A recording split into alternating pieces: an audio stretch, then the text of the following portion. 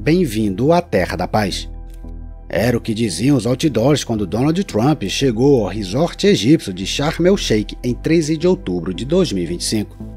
Em uma cerimônia com a presença de 30 líderes mundiais, o presidente dos Estados Unidos saudou o que chamou de o amanhecer histórico de um novo Oriente Médio. Um cessar-fogo intermediado pelos Estados Unidos, destinado a encerrar a devastadora guerra em Gaza e trazer paz à região. Mas enquanto os dignatários celebravam, a apenas algumas centenas de quilômetros ao norte, em meio às ruínas de Gaza, havia poucos sinais de qualquer amanhecer histórico. Apesar de 2 anos de combates, Israel não conseguiu eliminar o Hamas, que ainda controla o enclave. Cerca de 68 mil palestinos foram mortos e 85% da infraestrutura de Gaza está em ruínas. O custo da reconstrução é estimado em 70 bilhões de dólares. Mesmo com cessar-fogo, uma paz duradoura permanece uma ilusão. As forças israelenses ainda ocupam mais da metade de Gaza e os parceiros de coalizão do governo Netanyahu clamam abertamente por uma retomada dos combates. Enquanto isso, Israel intensificou as operações na Cisjordânia. Em agosto, o governo aprovou a construção do controverso assentamento E1, que o ministro Bezalel Smotrich descreveu como o enterro da solução de 2 estados. Então, em 23 de outubro, enquanto o vice-presidente dos Estados Unidos, J.D. Vance, visitava Israel, o Knesset aprovou a primeira leitura de um projeto de lei para anexar a Cisjordânia. Então, uma questão fundamental permanece. A iniciativa de Trump é realmente o início de uma nova era? Ou apenas um show diplomático para alimentar seu ego? Ele tem desejo e habilidade para manter tanto seu difícil aliado Israel quanto o Hamas sob controle? E transformar uma trégua frágil em uma paz real? Vamos descobrir.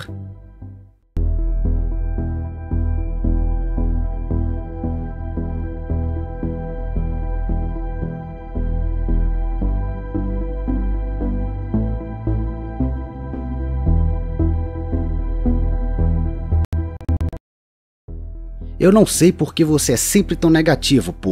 Isso é uma vitória, aceite. De acordo com Axios, foi isso que Trump disse a Benjamin Netanyahu quando o primeiro-ministro israelense tentou sabotar o cessar-fogo com Hamas. A citação captura perfeitamente a determinação de Trump. Para ele, a guerra em Gaza era um fardo desnecessário, um que ameaçava a sua grande visão: expandir os acordos de Abraão para incluir a Arábia Saudita, o legado definitivo de sua presidência. O plano de paz de 20 pontos de Trump para Gaza é dividido em 3 etapas. Na primeira etapa, ambos os lados interrompem os combates. Israel retirou suas forças para a chamada Linha Amarela e permitiu maior acesso humanitário ao enclave. Quase 2.000 prisioneiros palestinos foram libertados das prisões israelenses, enquanto Hamas libertou 20 reféns sobreviventes e concordou em devolver os corpos de 28 reféns que haviam morrido em cativeiro. Mas os problemas começam nas etapas seguintes do plano, que delineiam o que muitos veem como um cenário irrealista: o desarmamento completo do Hamas, a desmilitarização de Gaza e a criação de um governo tecnocrático temporário que exclui tanto Hamas quanto a autoridade palestina. A supervisão dessa nova administração caberia a um Conselho de Paz Internacional, presidido pelo próprio Trump, com figuras como o ex-primeiro-ministro britânico Tony Blair. Em algum ponto indefinido no futuro, o controle de Gaza seria transferido para a autoridade palestina, mas apenas após uma série de reformas internas abrangentes. A segurança no enclave seria feita por Forças de Estabilização Internacional, uma coalizão que poderia incluir tropas do Egito, Jordânia, Turquia, Catar e Emirados Árabes Unidos.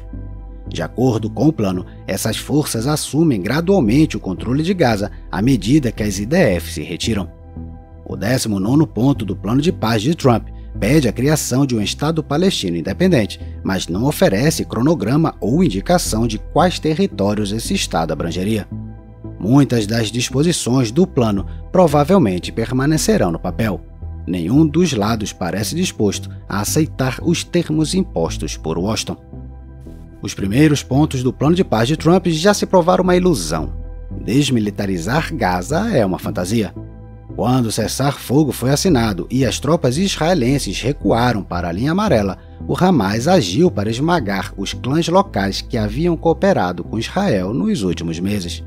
Houve escaramuças e execuções públicas, não apenas uma demonstração de força, provando que, após 2 anos de guerra, o Hamas ainda comanda forças armadas organizadas, mas também uma mensagem para Israel e os Estados Unidos. O Hamas permanece a única autoridade real em Gaza e qualquer tentativa de excluí-lo dos arranjos pós-guerra é inútil. O Hamas rejeitou categoricamente os apelos por desarmamento e se recusa a desmantelar sua infraestrutura militar, da vasta rede de túneis que corre sob Gaza até suas oficinas de armas improvisadas. A postura do grupo foi resumida por Mohamed Nasrallah, membro do Biro Político do Hamas, que declarou que o melhor caminho a seguir seria estender a trégua por 3 a 5 anos, sem qualquer compromisso de desarmar ou renunciar ao controle do enclave. O governo de Netanyahu vê na provocação do Hamas uma oportunidade, esperando que Trump eventualmente perca paciência com os terroristas e dê a Israel carta branca em Gaza. No melhor cenário para Israel, isso significaria retomar as operações.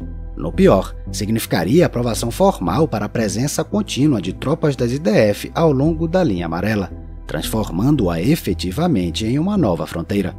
Nesse caso, 53% da faixa de Gaza permaneceria sob controle israelense. Em tal atmosfera, a criação de Força de Estabilização Internacional, supervisora da segurança em Gaza, está se tornando cada vez mais improvável. Os Estados Árabes se recusam a enviar tropas, temendo serem rotulados como ocupadores aliados de Israel contra o Hamas. A perspectiva da missão é ainda mais minada pela insistência de Netanyahu em controlar sua composição, incluindo seu veto à participação da Turquia. Isso não é acidente, é uma jogada calculada. Se a força internacional nunca se materializar, as IDF podem ficar em Gaza indefinidamente, sob o pretexto de manter a ordem. Diante de um impasse, os Estados Unidos começam a vislumbrar uma partilha de fato de Gaza. Jared Kushner estaria promovendo uma proposta controversa sob a qual apenas as partes do enclave controladas por Israel seriam reconstruídas, enquanto as áreas sob controle do Hamas seriam cortadas dos fundos de reconstrução. Para Kushner, isso pressionaria o Hamas a fazer concessões.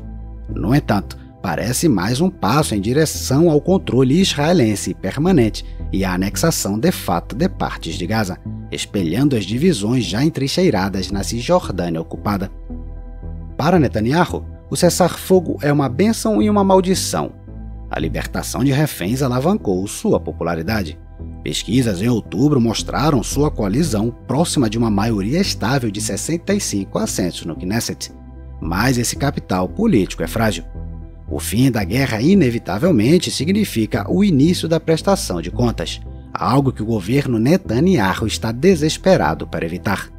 Em 22 de outubro, a coalizão governante bloqueou uma moção da oposição para criar uma comissão de inquérito sobre as falhas de 7 de outubro de 2023.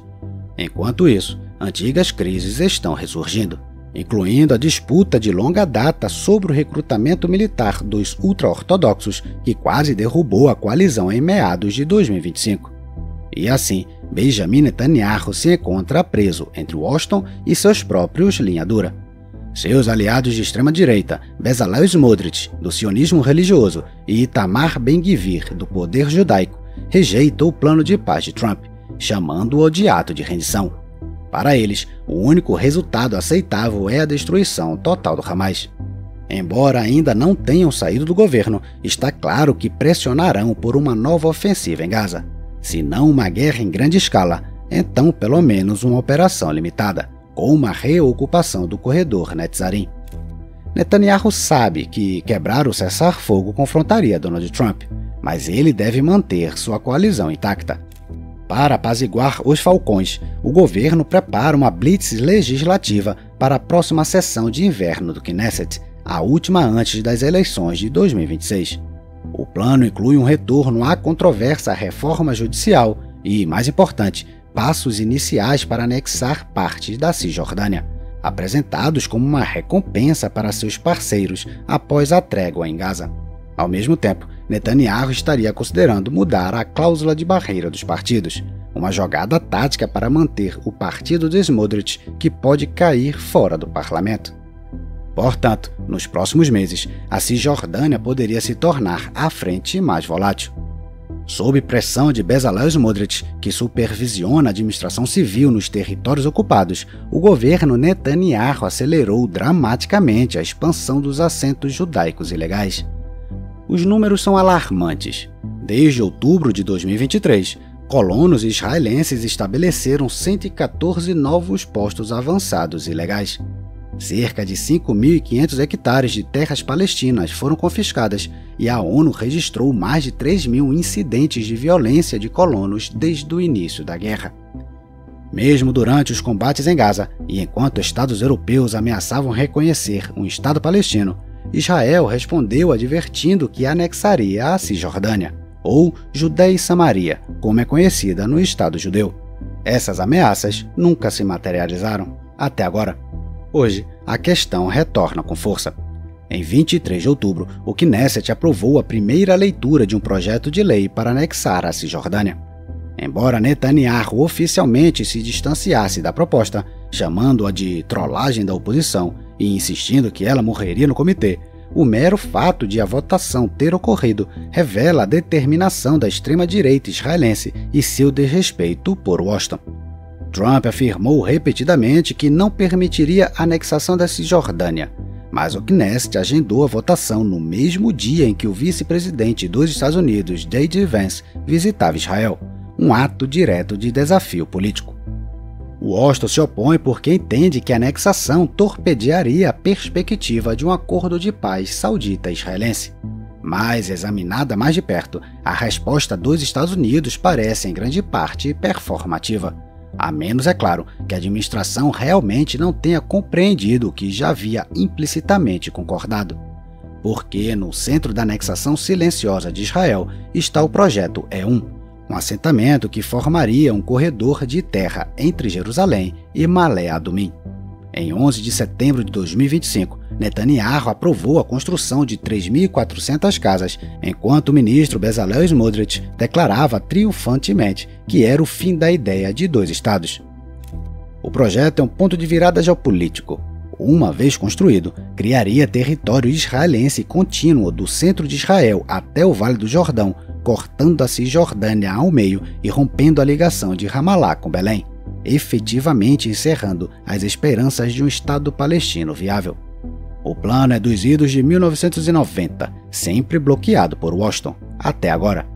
O atual embaixador dos Estados Unidos, Mike Huckabee, disse que os Estados Unidos não se opõem ao projeto e que as decisões sobre E1 cabem a Israel.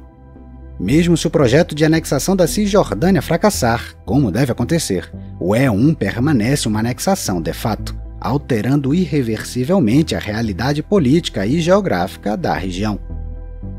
A escala do envolvimento diplomático recente dos Estados Unidos é sem precedentes. Washington está fazendo de tudo para manter o cessar-fogo. Israel se tornou o destino de um revezamento de altos funcionários dos Estados Unidos. Após a visita de Trump, Jerusalém recebeu Jared Kushner, Steve Witkoff, o vice-presidente J.D. Vance e o secretário de Estado Marco Rubio. A administração dos Estados Unidos não confia em Netanyahu. Teme que ele quebre o acordo sob pressão de seus parceiros de coalizão. Para prevenir isso, Washington assumiu o controle e enviou 200 soldados para Israel e abriram um centro de coordenação civil-militar em Kiryat Gat para supervisionar a implementação do cessar-fogo. A mídia israelense chama isso de babá de Bibi. Os Estados Unidos controlam Netanyahu para impedi-lo de sabotar o grande projeto de Trump, normalizar as relações entre a Arábia Saudita e Israel. De acordo com relatórios dos Estados Unidos, o príncipe herdeiro Mohammed bin Salman é esperado na Casa Branca em 18 de novembro, onde a normalização estará no topo da agenda. O cessar-fogo em Gaza é sem dúvida uma vitória de Trump. O presidente dos Estados Unidos queria um espetáculo diplomático e obteve um, celebrando um novo amanhecer sob os holofotes em Sharm el-Sheikh. Mas o caminho de um acordo político duradouro permanece longo e traiçoeiro, e as chances de implementar todo o plano são pequenas. Os termos centrais do acordo são inaceitáveis para ambos os lados. O Hamas não tem intenção de se desarmar ou renunciar ao poder sobre Gaza. A coalizão governante de Israel, por outro lado, impulsionada pelo militarismo e expansionismo, resistirá a qualquer retirada completa e continuará sua política de anexação rastejante na Cisjordânia. Se Trump quiser resultados, não apenas aplausos, ele precisará apertar ambos os lados. E ele tem as ferramentas para isso. Por exemplo, ele poderia pressionar Israel a libertar Mawar Barghouti, o líder do Fatah, preso em Israel desde 2002. Barghouti permanece o político palestino mais popular e pesquisas consistentemente mostram que ele venceria as eleições presidenciais atrasadas na Autoridade Palestina. Sua libertação poderia fornecer um parceiro crível para negociações e uma esperança para uma paz duradoura. A questão é se Trump está disposto a dar um passo tão ousado.